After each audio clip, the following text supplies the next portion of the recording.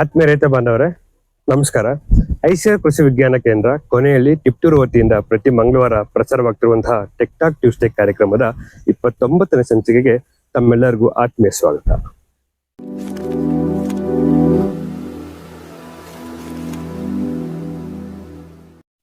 ರೈತ ಬಾಂಧವರೇ, ಇವತ್ತಿನ ಸಂಚಿಕೆಯಲ್ಲಿ ಕರುಗಳ ವೈಜ್ಞಾನಿಕ ಪಾಲನೆ ಮತ್ತು ಪೋಷಣೆಯಲ್ಲಿ ಪಂಚಸೂತ್ರಗಳ ಬಗ್ಗೆ ನಾವು ಚರ್ಚೆ ಮಾಡೋಣ. ಯಾಕೆಂದ್ರೆ ರೈತ ಬಾಂಧವರೇ, ತಮಗೆ ನೆನಪಿರ್ಲಿ, ಇಂದಿನ ಆರೋಗ್ಯವಂತ ಕರುಗಳೇ ಮುಂದಿನ ಅಂದ್ರೆ ನಾಳೆಯ ಉತ್ತಮ ಹಾಲು ಉತ್ಪಾದಕ ಹಸುಗಳಾಗಿರ್ತವೆ. ಕರುಗಳ ಪ್ರಾರಂಭಿಕ ಹಂತದ ಆರೈಕೆ, ಪೋಷಣೆ ಮತ್ತು ಆರೋಗ್ಯ ನಿರ್ವಹಣೆ ಬಹಳ ಮುಖ್ಯವಾಗಿರ್ತದೆ. ಇದ್ರ ಬಗ್ಗೆ ಈ ಒಂದು ಸಂಚಿಕೆಯಲ್ಲಿ ತಮಗೆ ಸಂಕ್ಷಿಪ್ತವಾಗಿ ತಿಳಿಸ್ಕೊಟ್ಟಿದ್ದಾರೆ ಡಾಕ್ಟರ್ ಅನಿಲ್ ರವರು. ಇವರು LRICಯಲ್ಲಿ ಸಹಾಯಕ ಪ್ರಾಧ್ಯಾಪಕರಾಗಿ ಕಾರ್ಯವನ್ನು ನಿರ್ವಹಿಸ್ತಾ ಇದ್ದಾರೆ. ಅವರು ಈ ಒಂದು ಪಂಚಸೂತ್ರಗಳ ಬಗ್ಗೆ ತಮಗೆ ಸಂಕ್ಷಿಪ್ತವಾಗಿ ತಿಳಿಸ್ಕೊಟ್ಟಿದ್ದಾರೆ.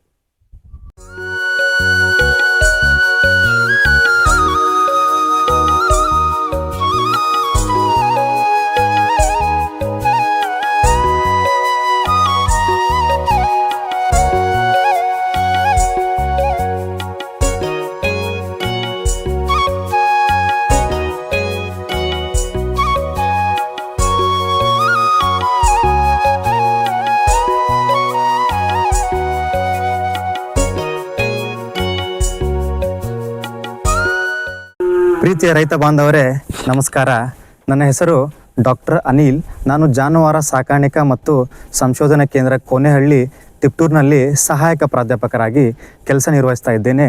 ಇಂದಿನ ಟೆಕ್ ಟಾಕ್ ಟ್ಯೂಸ್ಡೇ ಸಂಚಿಕೆಯಲ್ಲಿ ನಾವು ಇಂದು ಚರ್ಚಿಸಲಿರುವ ವಿಷಯ ಏನೆಂದರೆ ಕರುಗಳ ವೈಜ್ಞಾನಿಕ ಪಾಲನೆ ಮತ್ತು ಪೋಷಣೆಯಲ್ಲಿ ಪಂಚಸೂತ್ರಗಳ ಬಗ್ಗೆ ಇಂದು ನಾವು ಚರ್ಚಿಸೋಣ. ರೈತರೇ, ನಾವು ಈ ದಿನ ಈ ವಿಷಯದ ಬಗ್ಗೆ ಯಾಕೆ ಚರ್ಚೆ ಮಾಡ್ತಾ ಇದ್ದೀವಿ ಅಂತಂದರೆ, ಹೈನುಗಾರಿಕೆಯು ಒಂದು ಲಾಭಕ್ಕಾಗಿ ಮಾಡುವಂತಹ ಹುದ್ದೆಯಾಗಿದೆ ಮತ್ತು ನಾವು ಹೈನುಗಾರಿಕೆಯಲ್ಲಿ ಕರುಗಳ ಪಾಲನೆ ಮತ್ತು ಪೋಷಣೆ ಅತಿ ಮುಖ್ಯವಾದ ಘಟ್ಟ ಅನಿಸ್ಕೊಳ್ಳುತ್ತೆ. ಯಾಕಂದರೆ ಹೈನುಗಾರಿಕೆ ಲಾಭ ಆಗಬೇಕಂದ್ರೆ ನಮ್ಮಲ್ಲಿರುವಂಥ ಕರುಗಳು ಚೆನ್ನಾಗಿ ಬೆಳಿಬೇಕಾಗತ್ತೆ, ಅವು ಮುಂದೆ ಒಳ್ಳೆ ರಾಸುಗಳಾಗಬೇಕಾಗತ್ತೆ. ಓಕೆ, ಇಂದಿನ ಮಕ್ಕಳೇ ನಾಳೆಯ ಪ್ರಜೆಗಳು ಎನ್ನುವ ರೀತಿ ಇಂದಿನ ಕರುಗಳೇ ನಾಳಿನ ಉತ್ತಮ ಬೆಲೆ ಬಾಳುವಂತಹ ಹೈನು ರಾಸುಗಳಾಗುತ್ತವೆ. ಇದರಿಂದನೇ ನಮ್ಮ ಹೈನುಗಾರಿಕೆ ಲಾಭದಾಯಕವಾಗುತ್ತದೆ. ನಮ್ಮ ಭಾರತ ದೇಶದಲ್ಲಿ ಹೈನುಗಾರಿಕೆಯಲ್ಲಿ ಹಲವಾರು ಸಮಸ್ಯೆಗಳಿವೆ. ಅದರಲ್ಲಿ ಒಂದು ಅತಿ ಮುಖ್ಯವಾದ ಸಮಸ್ಯೆ ಅಂದರೆ ಹೈನು ಕರುಗಳ ಮರಣ ಪ್ರಮಾಣ. ಓಕೆ, 25% 60% ಹೈನು ಕರುಗಳ ಮರಣವನ್ನು ನಾವು ನಮ್ಮ ಭಾರತ ದೇಶದಲ್ಲಿ ನೋಡ್ತಾ ಇದ್ದೇವೆ. ಅದು ಅತಿ ಹೆಚ್ಚಾಗಿ ಮೊದಲನೇ ತಿಂಗಳಲ್ಲಿ 50% 90% ಮರಣವನ್ನು ನಾವು ನೋಡ್ತಾ ಇದ್ದೇವೆ. ಇದಕ್ಕೆಲ್ಲ ಕಾರಣ ಅವೈಜ್ಞಾನಿಕವಾಗಿ ಕರುಗಳ ಪಾಲನೆ ಮತ್ತು ಪೋಷಣೆಯನ್ನು ಮಾಡ್ತಾ ಇರ್ಬೋದು. ಅದರಿಂದ ಏನಾಗ್ತಾ ಇದೆ, ಕರುಗಳಲ್ಲಿ ಭೇದಿ ಆಗ್ತಾ ಇದೆ, ರೋಗ ನಿರೋಧಕ ಶಕ್ತಿ ಕಡಿಮೆ ಆಗ್ತಾ ಇದೆ ಮತ್ತು ಅಪೌಷ್ಟಿಕಾಂಶಗಳಿಂದ ಕರುಗಳು ಮರಣವನ್ನು ಅನುಭವಿಸ್ತಾ ಇದ್ದಾವೆ. ಈ ನಿಟ್ಟಿನಲ್ಲಿ ಈ ಸಮಸ್ಯೆಯನ್ನು ನಾವು ಬಗೆಹರಿಸಬೇಕಾದ್ರೆ ಕರುಗಳ ವೈಜ್ಞಾನಿಕ ಪಾಲನೆ ಮತ್ತು ಪೋಷಣೆಯಲ್ಲಿ ನಾವು ಪಂಚಸೂತ್ರಗಳನ್ನು ಅಳವಡಿಸ್ಕೋಬೇಕಾಗತ್ತೆ. ಆ ಪಂಚಸೂತ್ರಗಳನ್ನು ನಾವೀಗ ಒಂದೊಂದಾಗಿ ಚರ್ಚೆ ಮಾಡ್ತಾ ಹೋಗೋಣ. ರೈತರೇ, ಆ ಪಂಚಸೂತ್ರದಲ್ಲಿ ಮೊದಲನೇದಾಗಿ ಹಸುವಿನ ಗರ್ಭದಲ್ಲಿಯೇ ಕರುವಿನ ಪಾಲನೆ. ತುಂಬ ಜನ ರೈತರು ಏನು ಅಂದ್ಕೊಂಡಿರ್ತಾರೆ, ಕರುವಿನ ಪಾಲನೆ ಅನ್ನೋದು ಕರು ಹುಟ್ಟಿದ ಮೇಲೆ ಮಾಡೋದು ಅಂತ ಅಂದ್ಕೊಂಡಿರ್ತಾರೆ. ಬಟ್ ನಿಜವಾಗಿ ಹೇಳಬೇಕಂದ್ರೆ ಕರುವಿನ ಪಾಲನೆ ಎನ್ನುವುದು ಅದು ತಾಯಿಯ ಗರ್ಭದಲ್ಲಿದ್ದಾಗಿಯೇ ಶುರುವಾಗುತ್ತದೆ. ಸೊ ನಿಮಗೆಲ್ಲ ಗೊತ್ತಿರೋ ಹಾಗೆ ಹಸುಗಳಲ್ಲಿ ಗರ್ಭಾವಸ್ಥೆಯು 9 ತಿಂಗಳು 9 ದಿನಗಳಾಗಿರ್ತದೆ. ಅದರಲ್ಲಿ ಕೊನೆಯ 3 ತಿಂಗಳಲ್ಲಿ ಕರುವಿನ ಬೆಳವಣಿಗೆ ಅತಿ ವೇಗವಾಗಿ ಆಗುತ್ತದೆ. ಅದರರ್ಥ ನಾವು ಈ ಕೊನೆಯ 3 ತಿಂಗಳಲ್ಲಿ ಹಸುವಿಗೆ ಸಮತೋಲನ ಪಶು ಆಹಾರವನ್ನು ನೀಡಬೇಕಾಗುತ್ತದೆ. ಸೊ ಆ ಸಮತೋಲನ ಪಶು ಆಹಾರದಲ್ಲಿ ಏನಿರಬೇಕು ಅಂತಂದರೆ ದಾನಿ ಮಿಶ್ರಣ ಇರಬೇಕು, ಹಸಿರು ಹುಲ್ಲು ಇರಬೇಕು ಮತ್ತು ಒಣ ಹುಲ್ಲು ಕೂಡ ಇರಬೇಕಾಗತ್ತೆ. ಅದರಲ್ಲಿ ಬಹುಮುಖ್ಯವಾಗಿ ನಾವು ದಾನಿ ಮಿಶ್ರಣದ ಬಗ್ಗೆ ಮಾತಾಡೋಣ. ಯಾಕೆಂದರೆ ದಾನಿ ಮಿಶ್ರಣ ಕೊಟ್ಟಾಗ ನಮಗೆ ಹಸುವಿನ ಸರ್ವತೋಮುಖ ಬೆಳವಣಿಗೆ ಮತ್ತು ಕರುವಿನ ಬೆಳವಣಿಗೆ ಅತಿ ಚೆನ್ನಾಗಿ ಆಗುತ್ತದೆ. ಆದ್ದರಿಂದ ನಾವು ಹಸುವಿನ ದೇಹ ನಿರ್ವಹಣೆಗೆ ಪ್ರತಿದಿನ 2 kg ದಾನಿ ಮಿಶ್ರಣವನ್ನು ನೀಡಬೇಕಾಗತ್ತೆ ಮತ್ತು ಕೊನೆಯ 3 ತಿಂಗಳಲ್ಲಿ ಕರುವಿನ ಬೆಳವಣಿಗೆಗೆ 1.5ರಿಂದ 2 kgಯಷ್ಟು ದಾನಿ ಮಿಶ್ರಣವನ್ನು ನೀಡಬೇಕಾಗುತ್ತದೆ. ಸೊ ಈ ಸಂದರ್ಭದಲ್ಲಿ ನಾವು ಒಟ್ಟಾರೆಯಾಗಿ ನೋಡೋದಾದರೆ 3.5ರಿಂದ 4 kgಯಷ್ಟು ದಾನಿ ಮಿಶ್ರಣವನ್ನು ದಿನದಲ್ಲಿ 2 ಭಾಗಗಳಾಗಿ ವಿಂಗಡಿಸಿ ಬೆಳಗ್ಗೆ ಮತ್ತು ಸಾಯಂಕಾಲ ನೀಡಬೇಕಾಗುತ್ತದೆ. ಇದರಿಂದ ಏನಾಗುತ್ತೆ, ಕರುವಿನ ಬೆಳವಣಿಗೆ ಕೂಡ ತುಂಬ ಚೆನ್ನಾಗಿ ಆಗುತ್ತೆ ಮತ್ತು ಮುಂಬರುವ ಸೂಲಿನಲ್ಲಿ ಅಥವಾ ಬರುವ ಸೂಲಿನಲ್ಲಿ ಹಾಲು ಉತ್ಪಾದನೆ ಕೂಡ ಜಾಸ್ತಿಯಾಗಿ ಹೈನುಗಾರಿಕೆಯು ಲಾಭದಾಯಕವಾಗುತ್ತದೆ. ಪಂಚಸೂತ್ರಗಳಲ್ಲಿ ಎರಡನೆಯದು ನವಜಾತ ಕರುವಿನ ಆರೈಕೆ. ಸಾಮಾನ್ಯವಾಗಿ ಏನಾಗುತ್ತೆ, ಕರು ಹುಟ್ಟಿದ ತಕ್ಷಣ ಹಸುಗಳು ಕರುವಿನನ್ನು ನೆಕ್ಕೋದ್ರಿಂದ ಲೋಳೆಯನ್ನು ಕ್ಲೀನ್ ಮಾಡ್ತವೆ. ಸೊ ಲೋಳೆಯನ್ನು ಕ್ಲೀನ್ ಮಾಡೋದ್ರಿಂದ ಏನಾಗುತ್ತೆ, ಅವುಗಳಲ್ಲಿ ದೇಹದಲ್ಲಿ ರಕ್ತ ಸಂಚಾರ ಚೆನ್ನಾಗಿ ಆಗ್ಬಿಟ್ಟು ಕರುಗಳು ಬೇಗ ಎದ್ದು ನಿಂತ್ಕೋತವೆ. ಬಟ್ ಕೆಲವು ಸಲ ಏನಾಗುತ್ತೆ, ಕೆಲವು ತಾಯಿಯು ಕರುಗಳನ್ನು ನೆಕ್ಕೋದಿಲ್ಲ. ಆ ಟೈಮಲ್ಲಿ ನಾವೇನು ಮಾಡ್ಬೇಕಂದ್ರೆ ಒಂದು ಸ್ವಚ್ಛವಾದ ಬಟ್ಟೆನೇ ತಗೋಬೇಕು. ಸ್ವಚ್ಛವಾದ ಬಟ್ಟೆನೇ ತೊಗೊಂಡ್ಬಿಟ್ಟು ಲೋಳೆ ಮುಖ ಮತ್ತು ಮೂಗಿನಲ್ಲಿ ಅದು ಅಂಟ್ಕೊಂಡಿರುತ್ತೆ. ಆ ಟೈಮಲ್ಲಿ ನಾವು ಸ್ವಚ್ಛವಾದ ಬಟ್ಟೆಯಿಂದ ಮುಖದ ಹತ್ರ ಮತ್ತು ಮೂಗಿನ ಹತ್ರ ಆ ಲೋಳೆಯನ್ನು ನಾವು ಕ್ಲೀನ್ ಮಾಡಬೇಕಾಗುತ್ತೆ. ಅದರಿಂದ ಏನಾಗುತ್ತೆ, ಕರುವು ಸರಿಯಾಗಿ ಉಸಿರಾಡಲು ಅನುಕೂಲ ಮಾಡಿಕೊಟ್ಟಂಗೆ ಆಗುತ್ತದೆ. ಇನ್ನೊಂದು ಅತಿ ಮುಖ್ಯವಾದ ಅಂಶ ಎಂದರೆ ಹೊಕ್ಕಳ ಬಳ್ಳಿಯನ್ನು ಕತ್ತರಿಸೋದು. ಸಾಮಾನ್ಯವಾಗಿ ಎಲ್ಲ ರೈತರು ಈ ವಿಷಯನ ನೆಗ್ಲೆಕ್ಟ್ ಮಾಡ್ತೀರಾ. ಏನಂದರೆ ಹುಟ್ಟಿದ ತಕ್ಷಣ ಏನು ಮಾಡಬೇಕು, ಈ ಹೊಕ್ಕಳ ಬಳ್ಳಿ ಏನಿರುತ್ತಲ್ಲ ಇದನ್ನು ನಾವು ಕತ್ತರಿಸ್ಬೇಕು. ಅದನ್ನು ಯಾವ ರೀತಿ ಮಾಡ್ಬೇಕಂದ್ರೆ, ಈ ಹೊಕ್ಕಳಿನಿಂದ 2 ಇಂಚಷ್ಟು ನಾವು ಕೆಳಗಡೆ ಒಂದು ಸ್ವಚ್ಛವಾದ ದಾರದಿಂದ ಕಟ್ಕೋಬೇಕಾಗುತ್ತೆ. ಅದ್ರ ಕೆಳಗಡೆ ನಾವು ಸ್ವಚ್ಛವಾದ ಬ್ಲೇಡ್ ಅಥವಾ ಕತ್ತರಿಯಿಂದ ಅದನ್ನ ಕಟ್ ಮಾಡಬೇಕು. ಕಟ್ ಮಾಡಿಬಿಟ್ಟು ಈ ಒಕ್ಕಳ ಬಳ್ಳಿಗೆ ಟಿಂಕ್ಚರ್ ಅಯೋಡಿನನ್ನು ಅಪ್ಲೈ ಮಾಡಬೇಕಾಗತ್ತೆ. ಅಥವಾ ಟಿಂಕ್ಚರ್ ಅಯೋಡಿನ್ ಇಲ್ಲದ ಸಂದರ್ಭದಲ್ಲಿ ನಾವೇನು ಮಾಡ್ಬೋದು, ಕೇವಲ ಅರಿಶಿನ ಮತ್ತು ಕೊಬ್ಬರಿಯನ್ನು ಮಿಕ್ಸ್ ಮಾಡಿಬಿಟ್ಟು ಅದನ್ನು ನಾವು ಈ ಒಕ್ಕಳ ಬಳ್ಳಿಗೆ ಅಪ್ಲೈ ಮಾಡಬೇಕು. ಇದರಿಂದ ಏನಾಗುತ್ತೆ, ಈ ರೀತಿಯಾಗಿ ಮಾಡೋದ್ರಿಂದ ಒಕ್ಕಳ ಬಳ್ಳಿ ಮುಖಾಂತರ ಹರಡುವಂಥ ರೋಗಗಳನ್ನು ನಾವು ತಡೆಗಟ್ಟಬಹುದಾಗಿದೆ. ಪಂಚಸೂತ್ರಗಳಲ್ಲಿ 3ನೇದು ಗಿಣ್ಣು ಹಾಲಿನ ಮಹತ್ವ. ಸಾಮಾನ್ಯವಾಗಿ ಏನು ಮಾಡ್ತೀವಿ, ಗಿಣ್ಣು ಹಾಲು ಕುಡಿಸೋದನ್ನು ಕೆಲವು ಜನ ರೈತರು ಅದನ್ನು ನೆಗ್ಲೆಕ್ಟ್ ಮಾಡ್ತಾರೆ. ಸೊ ಯಾವಾಗ ನಾವು ಗಿಣ್ಣು ಹಾಲನ್ನು ಕೊಡಬೇಕು ಅಂತಂದರೆ, ಕರು ಹುಟ್ಟಿದ 30 ನಿಮಿಷದಿಂದ 1 ಗಂಟೆ ಒಳಗಾಗಿಯೇ ನಾವು ಗಿಣ್ಣು ಹಾಲನ್ನು ಕೊಡಬೇಕಾಗತ್ತೆ. ಸೊ ಸಾಮಾನ್ಯವಾಗಿ ರೈತರು ಏನು ಮಾಡ್ತಾರೆ, ಕೆಲವು ಸಲ ಸತ್ಯ ಬಿದ್ದಿಲ್ಲ ಅಂತ ಗಿಣ್ಣು ಹಾಲು ಕೊಡಲ್ಲ. ಅಥವಾ ಏನು ಮಾಡ್ತಾರೆ, ಗಿಣ್ಣು ಹಾಲು ಜಾಸ್ತಿ ಕೊಟ್ಟರೆ ಹೊಟ್ಟೆಯಲ್ಲಿ ಜಂತ ಆಗುತ್ತೆ ಅಂತ ಅನ್ಕೊಂಡ್ಬಿಟ್ಟು ಗಿಣ್ಣು ಹಾಲನ್ನು ಕಡಿಮೆ ಕೊಡ್ತಾರೆ. ಸೊ ಇವು ತಪ್ಪು ಕಲ್ಪನೆ.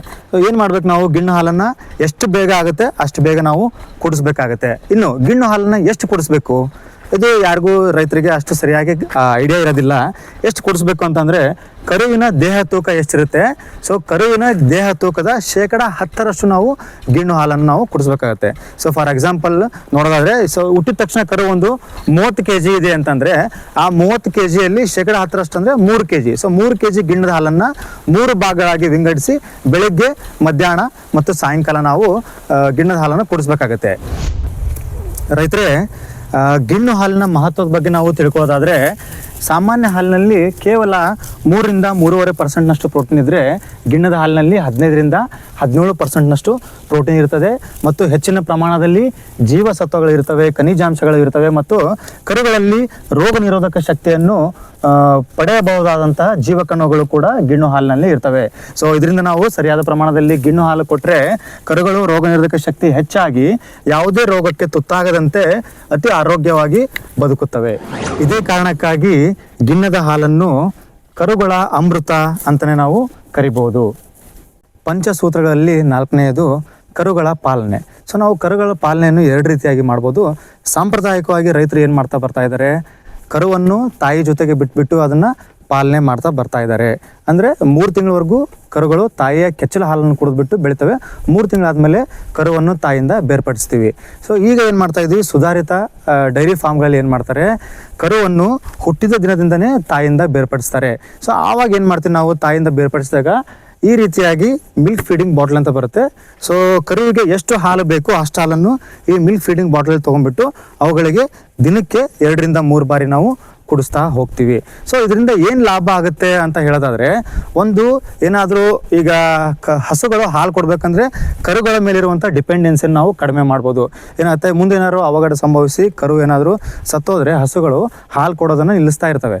ಸೊ ಈ ಸಂದರ್ಭದಲ್ಲಿ ನಾವು ಈ ರೀತಿಯಾಗಿ ಹ್ಯಾಂಡ್ ಡೇರಿಂಗನ್ನು ಪ್ರಾಕ್ಟೀಸ್ ಮಾಡಿದಾಗ ಏನಾಗುತ್ತೆ, ಹಸುಗಳು ಹಾಲು ಕೊಡೋದು ಕರುಗಳ ಮೇಲೆ ಡಿಪೆಂಡ್ ಆಗಿರೋದಿಲ್ಲ.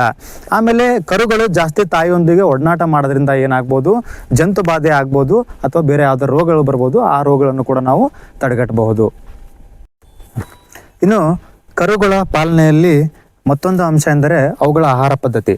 ಅಂದರೆ ಕರುಗಳಿಗೆ ಹಾಲಂತೂ ನಾವು ಕುಡಿಸ್ತೀವಿ, ಇನ್ನು ಯಾವ ಸಂದರ್ಭದಲ್ಲಿ ಯಾವ ವಯಸ್ಸಿನಲ್ಲಿ ಅವುಗಳಿಗೆ ನಾವು ಕರುಗಳ ಧಾನ್ಯ ಮಿಶ್ರಣವನ್ನು ನೀಡಬೇಕು ಅಥವಾ ಈ ಕ್ರೀಪ್ ಫೀಡ್ ಅಂತ ಏನು ಕರಿತೀವಿ ಅದನ್ನ ಯಾವ ಸಂದರ್ಭದಲ್ಲಿ ನಾವು ಕೊಡಬೇಕು ಅನ್ನೋದು ಅತಿ ಮುಖ್ಯವಾಗಿರುತ್ತೆ. ಮತ್ತು ಈ ಹಸಿ ಹುಲ್ಲು ಮತ್ತು ಒಣ ಹುಲ್ಲನ್ನು ನಾವು ಯಾವ ಸಂದರ್ಭದಲ್ಲಿ ನೀಡಬೇಕು ಅನ್ನೋದು ಬಹಳ ಮುಖ್ಯವಾಗುತ್ತೆ. ಸೊ ರೈತರು ಏನು ಅನ್ಕೋತಾರೆ, ಸಾಮಾನ್ಯವಾಗಿ ಹಾಲು ಕುಡಿಯೋದು ಬಿಟ್ಟ ಮೇಲೆ ನಾವು ದಾನಿ ಮಿಶ್ರಣ ಕೊಡೋಣ, ಹಸಿ ಹುಲ್ ಕೊಡೋಣ, ಒಣ ಹುಲ್ ಕೊಡೋಣ ಅನ್ಕೊಂಡಿರ್ತಾರೆ.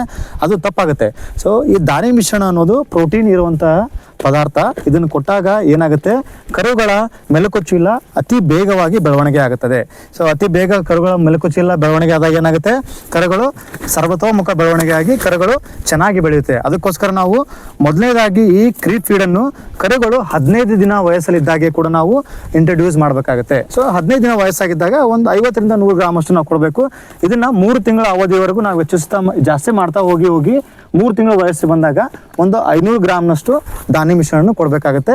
ಮತ್ತು ಇನ್ನು ಒಣ ಹುಲ್ಲು ಮತ್ತು ಹಸಿ ಹುಲ್ಲು ಬಗ್ಗೆ ಹೇಳೋದಾದ್ರೆ, ಒಣ ಹುಲ್ಲು ಮತ್ತು ಹಸಿ ಹುಲ್ಲನ್ನು ಕರುಗಳು 1 ತಿಂಗಳು ವಯಸ್ಸು ಬಂದಾಗಲೇ ನಾವು ಒಣ ಹುಲ್ಲು ಮತ್ತು ಹಸಿ ಹುಲ್ಲನ್ನು ಕೊಡಬೇಕಾಗುತ್ತೆ. ಅವಾಗ ಏನಾಗುತ್ತೆ, ಕರುಗಳ ಮೆಲುಕು ಚೀಲ ಚೆನ್ನಾಗಿ ಬೆಳವಣಿಗೆ ಆಗುತ್ತೆ. ಸೊ ಟೋಟಲ್ ಆಗಿ ಹೇಳಿದರೆ ಒಂದು 3 ತಿಂಗಳು ವಯಸ್ಸಿಗೆ ಬಂದಾಗ ಒಂದು 500 ಗ್ರಾಮ್ ಅಷ್ಟು ದಾನಿ ಮಿಶ್ರಣ ತಿನ್ನೋದಕ್ಕೆ ಕರುಗಳು ರೆಡಿ ಆಗಿರಬೇಕು. ಮತ್ತು ಅವಕ್ಕೆ ಎಷ್ಟು ಬೇಕೋ ಅಷ್ಟು ಒಣ ಹುಲ್ಲು ಮತ್ತು ಹಸಿ ಹುಲ್ಲನ್ನು ನಾವು ಅವಕ್ಕೆ ನೀಡಬೇಕಾಗುತ್ತೆ. ಸೊ 3 ತಿಂಗಳು ವಯಸ್ಸು ಬಂದಾಗ ನಾವು ಹಾಲನ್ನು ಕಂಪ್ಲೀಟ್ ಆಗಿ ಸ್ಟಾಪ್ ಮಾಡಿಬಿಟ್ಟು ಕರುಗಳನ್ನು ತಾಯಿಯಿಂದ ಬೇರ್ಪಡಿಸಬಹುದು. ಸೊ ಈ ದಾನಿ ಮಿಶ್ರಣ ಅಥವಾ ಕ್ಯಾಟಲ್ ಫೀಡ್ ಅಂತ ಏನು ಕರಿತೀವಿ, ಇದನ್ನು ನಾವು ಬೇರೆ ಬೇರೆ ಕಂಪ್ನಿಗಳಿಂದ ಪರ್ಚೇಸಾರ ಮಾಡ್ಬೋದು ಅಥವಾ ನಾವೇ ಇದನ್ನು ಮನೆಯಲ್ಲಿ ತಯಾರಿಸ್ಬೋದು. ಸೊ ಪಶುವೈದ್ಯರ ಸಹಾಯದಿಂದ ನಿಮ್ಮಲ್ಲಿ ಯಾವ್ಯಾವ ಪದಾರ್ಥಗಳು ಅವೈಲೇಬಲ್ ಇದ್ದಾವೆ ಅದನ್ನು ನೀವು ಒಂದು ಲಿಸ್ಟ್ ಕೊಟ್ಟರೆ ಪಶುವೈದ್ಯರು ಅಥವಾ ನಾವುಗಳು ನಿಮಗೆ ಒಂದು ಯಾವ ರೀತಿಯಾಗಿ ದಾನಿ ಮಿಶ್ರಣನ ಮನೆಯಲ್ಲಿ ತಯಾರು ಮಾಡಬೇಕು ಅಂತ ನಿಮಗೆ ಒಂದು ಫಾರ್ಮುಲಾ ಮಾಡಿಕೊಡ್ತೀವಿ. ಸೊ ಸಾಮಾನ್ಯವಾಗಿ ಒಂದು ಉದಾಹರಣೆ ನೋಡೋದಾದರೆ, ನಾವು 100 kg ನೀವು ದಾನಿ ಮಿಶ್ರಣ ತಯಾರು ಮಾಡ್ತೀರಿ ಅಂದರೆ 42 kg ಮೆಕ್ಕೆಜೋಳ ತೊಗೊಳ್ಳಿ. ಅದರಲ್ಲಿ 45 kg ಅಷ್ಟು ಯಾವುದಾದ್ರೂ ಹಿಂಡಿ ಪದಾರ್ಥ ತೊಗೊಳ್ಳಿ, ಲೈಕ್ ಶೇಂಗಾ ಹಿಂಡಿ, ಹತ್ತಿ ಹಿಂಡಿ, ಕುಸುಬಿ ಹಿಂಡಿ, ಸೂರ್ಯಕಾಂತಿ ಹಿಂಡಿ. ಸೊ ಯಾವ್ದಾದ್ರು ಹಿಂಡಿ ಒಂದು ಹಿಂಡಿ ತಗೊಳ್ಳಿ ಅಥವಾ ಕಾಂಬಿನೇಷನ್ನಲ್ಲಿ ತಗೊಳ್ಳಿ. ಹಿಂಡಿಗಳನ್ನು 45 kg ತಗೊಳ್ಳಿ. 10 kg ಅಷ್ಟು ಅಕ್ಕಿ ತೌಡು ಅಥವಾ ಗೋಧಿ ತೌಡನ್ನು ತಗೊಳ್ಳಿ. ಮತ್ತು ಅದಕ್ಕೆ 2 kg ಮಿನರಲ್ ಮಿಕ್ಸ್ಚರ್, 1 kg ಸಾಲ್ಟನ್ನು ಆ್ಯಡ್ ಮಾಡಬೇಕಾಗುತ್ತೆ.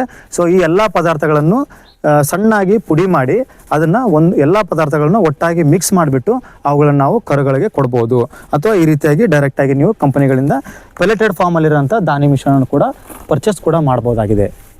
ಕರುಗಳ ಪಾಲನೆಯಲ್ಲಿ ಮತ್ತೊಂದು ಅಂಶ ಎಂದರೆ ಕೊಂಬು ಸುಡುವುದು. ಸೊ ಅಂದರೆ ಈ ನಮ್ಮ ಹೈನು ರಾಸುಗಳಲ್ಲಿ ಕೊಂಬುಗಳ ಅವಶ್ಯಕತೆ ಇರೋದಿಲ್ಲ. ಯಾಕಂದರೆ ಕೊಂಬಿದ್ರೆ ಏನಾಗುತ್ತೆ, ಒಂದಕ್ಕೊಂದು ಜಗಳ ಆಡಿಕೊಂಡು ಗಾಯ ಮಾಡ್ಕೊಳ್ಳೋ ಚಾನ್ಸ್ ಇರುತ್ತೆ. ಅಥವಾ ಕೊಂಬಿದ್ದಾಗ ಕೊಟ್ಟಿಗೆಯಲ್ಲಿ ಜಾಸ್ತಿ ಜಾಗ ಬೇಕಾಗುತ್ತೆ. ಸೊ ಅದರಿಂದ ಕೊಂಬಿನ ಅವಶ್ಯಕತೆ ಇರೋದಿಲ್ಲ.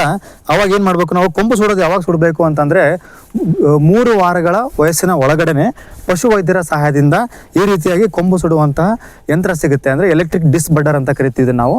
ಸೊ ಇದನ್ನು ನಾವು ಯೂಸ್ ಮಾಡ್ಕೊಂಡ್ಬಿಟ್ಟು ನಾವು ಕೊಂಬನ್ನು ಸುಡ್ಬೋದು.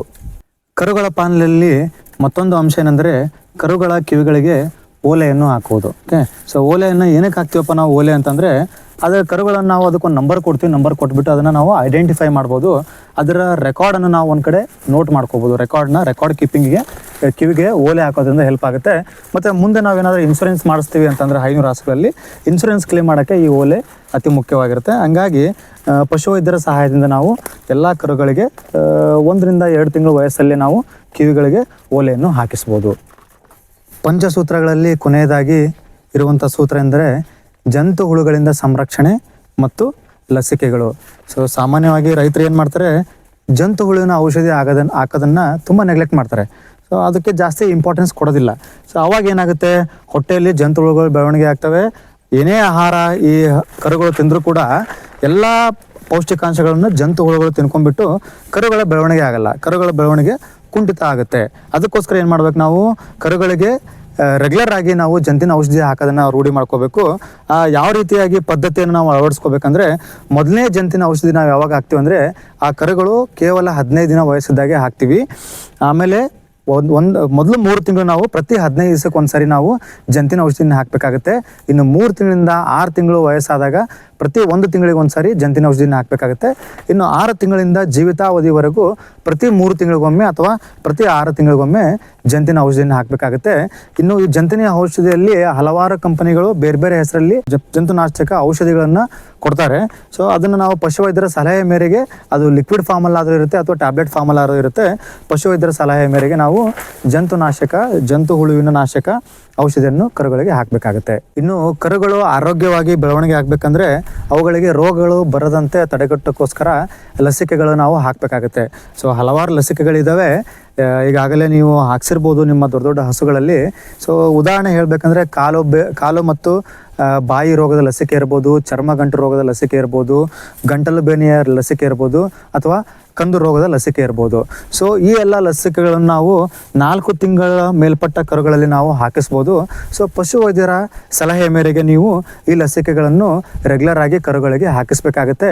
ಇದರಿಂದ ಏನಾಗುತ್ತೆ, ಕರುಗಳಿಗೆ ಈ ಎಲ್ಲ ರೋಗಗಳು ಬರೋದನ್ನು ನಾವು ತಡೆಗಟ್ಟಬಹುದಾಗಿದೆ. ಸೊ ಅದರಿಂದ ಕರುಗಳ ಸರ್ವತೋಮುಖ ಬೆಳವಣಿಗೆ ಆಗುತ್ತೆ.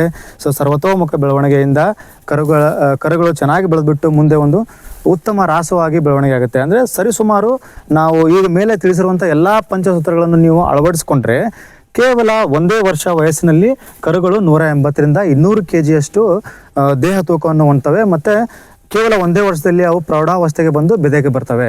ಆವಾಗ ಏನಾಗುತ್ತೆ, ನೀವು ಒಂದು ಹೀಟನ್ನು ಸ್ಕಿಪ್ ಮಾಡಿಬಿಟ್ಟು ಸೆಕೆಂಡ್ ಹೀಟ್ಗೆ ನೀವು ಬೆದಿ ಮಾಡಿಸಿದ್ರು ಕೂಡ ಕೇವಲ 2 ವರ್ಷದ ಒಳಗಾಗಿ ನಾವು ಈ ಕರುಗಳು ಪಡ್ಡೆಯಾಗಿ ಬೆಳೆದು ಮತ್ತೊಂದು ಕರುವನ್ನು ನೀಡ್ತವೆ. ಅದರಿಂದ ಕೇವಲ ಕಡಿಮೆ ಅವಧಿಯಲ್ಲಿ ನಾವು ಈ ಕರುಗಳಿಂದ ಹಾಲು ಪಡೆಯೋದ್ರಿಂದ ಸೊ ಹೈನುಗಾರಿಕೆ ಒಂದು ಲಾಭದಾಯಕ ಹುದ್ದೆಯಾಗಿ ಮಾರ್ಪಾಡಾಗುತ್ತದೆ.